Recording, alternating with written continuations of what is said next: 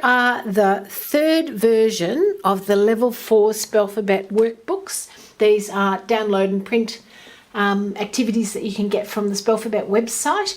The two books are identical, except this is the Parent Aid edition. You can make up to 5 copies if you don't have very many people who want to use it. If you're, for example, a parent and who's just got 1 or 2 kids who want to do it, and a neighbour maybe or a cousin. And then Teacher Clinician edition, you can make up to 30 copies. So that's for someone who is working with quite a lot of kids who need a copy. You just buy one version of the file and then you can print what you need. So let's have a look at what's inside. And these are the spellings that are introduced. So there's just one spelling for A, but with quite a lot of different words. One for E, one for O, E, ow, oo, I, or, oi, and ear. And at the back there's a cheat sheet, and so you can use that so you know exactly what to say while you're supporting the learner through working through the book. So after the contents, there's a bit of an introduction, talks about the teaching sequence. The sequence in this book is the same one as in these books from the Dandelion Phonic Books people, so Extended Phonic Code Level 1. There isn't actually a set of books like that for older learners. Those are really only suitable for little kids. I would love someone to write those and I would use them a lot. Tell everybody about them if anybody feels like writing a decodable book. And then we start straight in with A words with AI.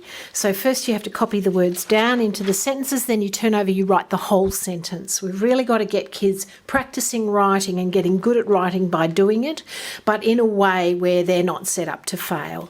And so we're setting them up for success. There's nothing in here that they haven't already studied, and they copy words down and the words gradually get longer. And getting them to say the sounds out loud or the syllables out loud as they write each one. And aiming for much more proficiency as they go along. Then E, the same thing. So these ones are all E. They would have met E in Workbook 3, sorry, if they've been working through these series of workbooks, but putting it into many more words and seeing all the different locations it can be used, and writing sentences and putting capitals and full stops. So then O, like in boats, and cockroach and goalkeeper, and like in nurse, surgery, furnish, purple, like in bread and thread and weapons and feather, and owl like in crowd and down and flowers and trowel, and then oo like in food, smooth, tattoo, rooster, gumboots, I like in fright, light, night. There's a little bit of morphemic stuff here. Lightening, making things lighter, versus lightning that comes out of the sky. And then and book and bookshelves and woodens, big sukilala, and or like in corn.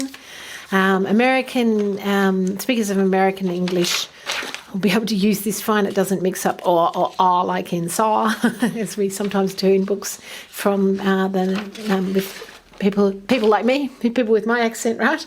And then or like in absorb and dorsal. This is a really common spelling, so we've got to really practice it, get it really solid. Meteor, orderly. It can go at any part of the word, at the beginning, middle, or the end of a long word.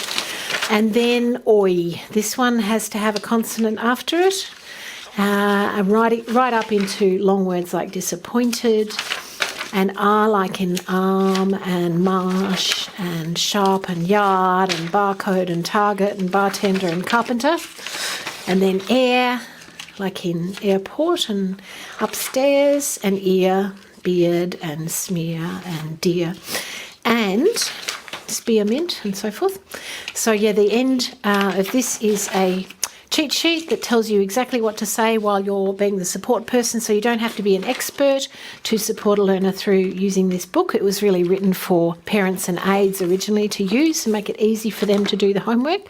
So I hope you find it useful and that it helps your learners with getting their writing going.